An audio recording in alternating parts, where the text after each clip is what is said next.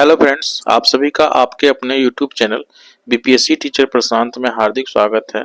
आज का हमारा वीडियो उन लोगों के लिए काफ़ी महत्वपूर्ण होने वाला है जो कि आचार्य चयन परीक्षा के लिए इंटरव्यू में शामिल होने वाले हैं। मैं आज के इस वीडियो में टीजीटी केमिस्ट्री के उन सभी टॉपिक को कवर करूँगा जो आपके इंटरव्यू में पूछे जाते हैं। हमारा ये मकसद है कि आप लोगों का चयन अस्थायी रूप से सरस्वती शिशु विद्या मंदिर में हो जाए, इसीलिए मैं आप लोगों के लिए प्रतिदिन सब्जेक्ट वाइज वीडियो बना रहा हूँ। उसी क्रम में आज मैं टीजीटी केमिस्ट्री का वीडियो आप लोगों को शेयर कर रहा हूँ। इसके पहले मैंने टीजीटी फिजिक्स का भी वीडियो अपने चैनल पर डाल दिया है।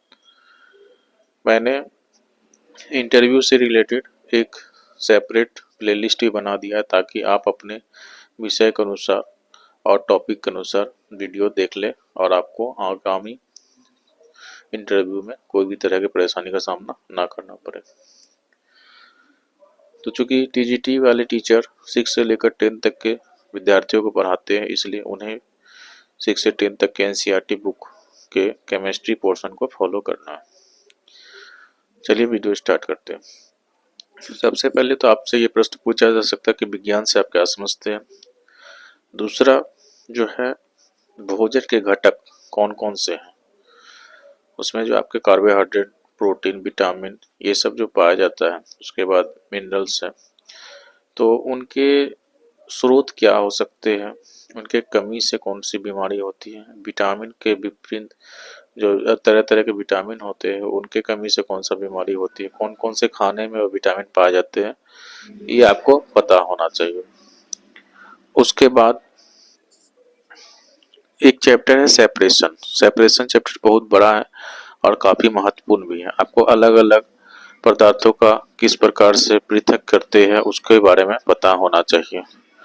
उसके बाद एक चैप्टर है जिसमें कि आपको कोयला के बारे में पढ़ना है। तो कोयला के विभिन्न रूप है, जैसे कोक हो गया, कोलतार हो गया, कोयला गैस हो गया। तो इनमें क्या अंतर है, किस तरह से इसको बनाया जाता है और इनका प्रयोग कहाँ कहाँ, अम्ल वर्षा से क्या समझते हैं, इसका सजीव और निर्जीव पर क्या प्रभाव पड़ता है, इसमें कौन कौन से अम्ल पाए जाते हैं, ये सब भी आपको पता होना चाहिए।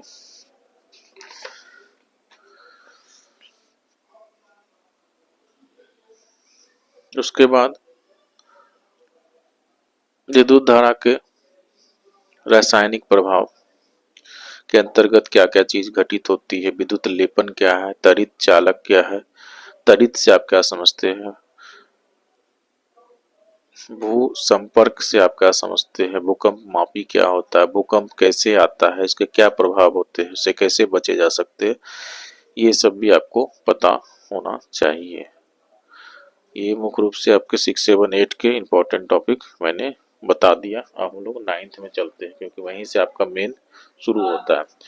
तो पहला आपसे पूछा जा सकता है कि पदार्थ से आप क्या समझते हैं, पदार्थ के कणों के गुण क्या होते हैं, पदार्थ की अवस्थाएं क्या है, उनके क्या गुण है, सीएनजी और एलपीजी में क्या अंतर है, इनका फुल फॉर्म क्या है, इनके मुख्य संगठक गैस कौन से हो सकते हैं, किस तरह से पदार्थ के जो है अवस्थाएं बदल सकती है, टेम्परेचर और प्रेशर पर उनका क्या प्रभाव पड़ता है। उसके बाद एक प्रश्न है कि किसी भी पदार्थ की अवस्था परिवर्तन के दौरान तापमान स्थिर क्यों रहता है, इम्पोर्टेंट प्रश्न है।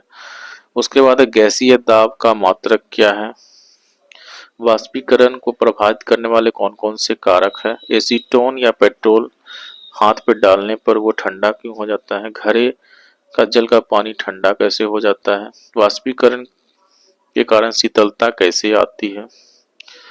उसके बाद गुप्त ऊष्मा से आप क्या समझते हैं। एक होता है कि आप गर्म पानी से जलना और स्टीम से जलना, तो स्टीम से जलने पर ज़्यादा दर्द का एहसास क्यों होता है, ये सब लेटेंट हीट का ही क्वेश्चन है। उसके बाद आपका है acid base and salt chapter में सबसे पहला प्रश्न है कि लिटमस पेपर से आप क्या समझते हैं, किस प्रकार से बनाया जाता है, इसका वास्तविक रंग कैसा होता है। एसिड से रिएक्ट करके ये रंग किस तरह से बदल जाता है और बेस से बदलकर किस तरह से इसका रंग हो जाता है। उसके बाद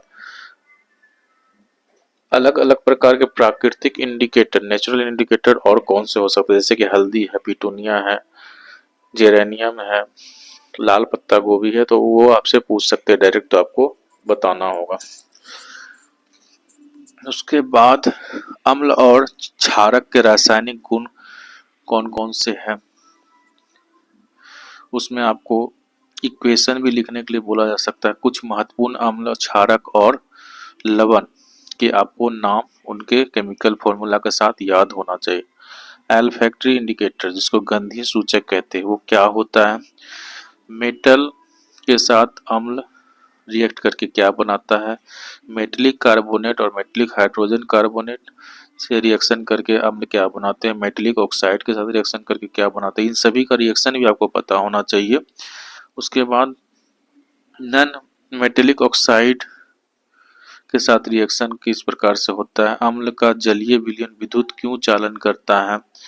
पीएच स्केल क्या होता है।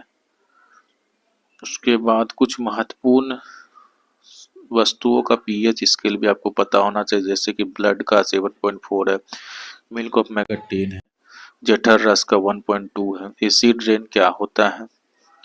उसके बाद है शुक्र ग्रह पर वायुमंडल में कौन सा अम्ल पाया जाता है। दांत जो खराब होता है वो कैसे होता है, कितना से कम जो है पीएच वैल्यू होगा जो कि दांत का क्षयन कर देगा। पाचन तंत्र पर पीएच का क्या प्रभाव पड़ता है। एक आपका पौधा है जिसका नाम है नेटल, नेटल के डंक से जो है आपको कौन सा अम्ल आपके शरीर में जाता है जिससे कि वो लहरने लगता है या नोचने लगता है, और उसका निवारण करने के लिए कौन सा पौधा प्रकृति के द्वारा उपलब्ध कराएगा, तो उसका नाम है डॉक पौधा।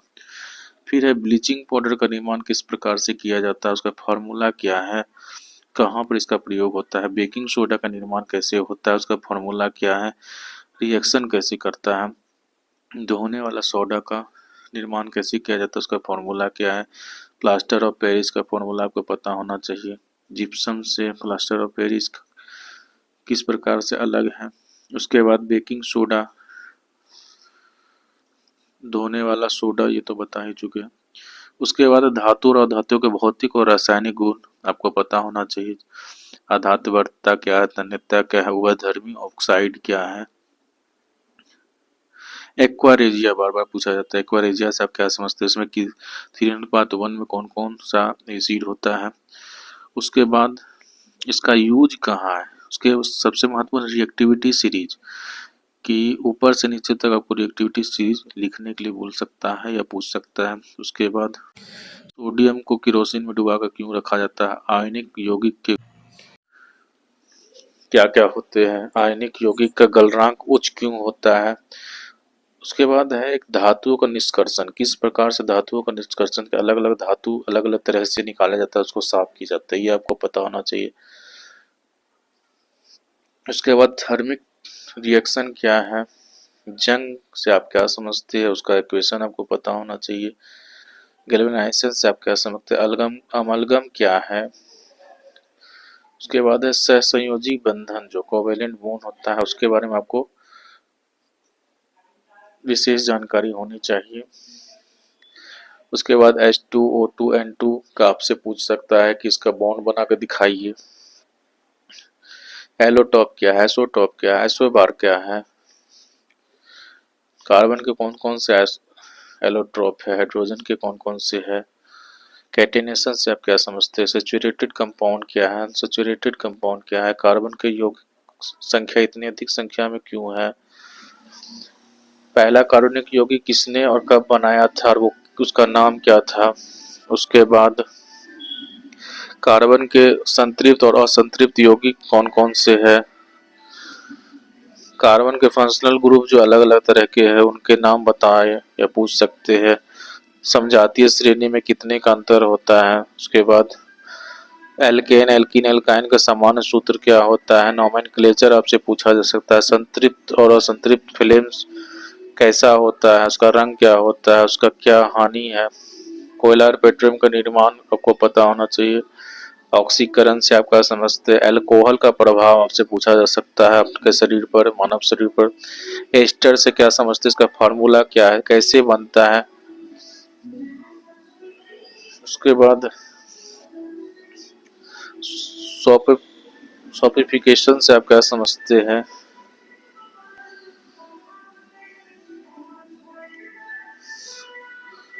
साबुन और जो अपमार्जक जिसको डिटर्जेंट बोलते हैं उसमें क्या अंतर है? मिसेल क्या है? साबुन किस तरह से गंदगी को साफ करता है? कठोर जल से आप क्या समझते हैं? खाद और उर्वरक में क्या अंतर है? ये आपके 9th के थे। अब है 10th में। तो 10th में आपको सबसे पहला बैलेंस्ड केमिकल इक्वेशन लिखने आना चाहिए। मैग्नीशियम रियन को जलाने से पहले क्यों साफ किया जा सकता है, उसका रिएक्शन भी आपसे पूछा जा सकता है। उसके बाद है रिएक्शन कितने टाइप्स के होते हैं, सभी के टाइप्स ही पता होना चाहिए आपको, हर एक का एक दो एग्जांपल भी आपको पता होना चाहिए। कैल्शियम कार्बोनेट से सॉरी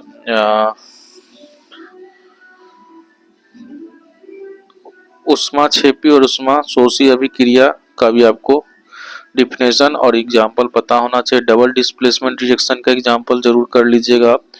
उपचयन और अपचयन में क्या अंतर है, इसके भी उदाहरण आपको पता होना चाहिए। क्या है सॉल्यूशन, क्या है एलॉय, क्या है सस्पेंशन, क्या होता है कोलाइड विलयन, क्या है, इनके क्या क्या गुण है, इनके प्रॉपर्टीज आपको पते होने चाहिए, कितना कण क्या साइज होते हैं। उसके बाद एलिमेंट क्या है, कंपाउंड क्या है, फिजिकल और केमिकल चेंज से आप क्या समझते हैं,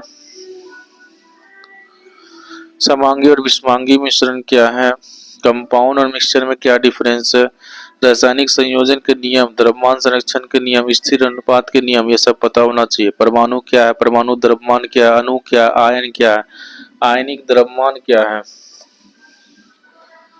फिर है परमाणु संरचना, जे थॉमसन का परमाणु मॉडल क्या है, रदरफोर्ड का परमाणु मॉडल क्या है, इसके ड्रॉबैक क्या है, बोर का परमाणु मॉडल क्या है, न्यूट्रॉन से आप क्या समझते हैं, इलेक्ट्रॉनिक डिस्ट्रीब्यूशन जो आपका डिफरेंस सेल में है वो कैसे होता है, वैलेंसी से आप क्या समझते हैं, एटॉमिक नंबर से क्या समझते हैं, एटॉमिक मास क्या है, और डिफरेंट टाइप्स के आइसोटॉप के क्या कहाँ यूज है।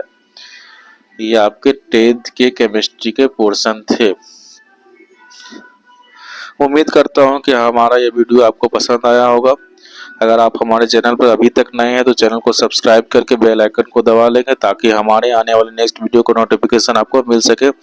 अगर आपको किसी भी तरह का कोई डाउट होगा तो मुझे कमेंट कीजिएगा, मैं आपका रिप्लाई जरूर दूंगा।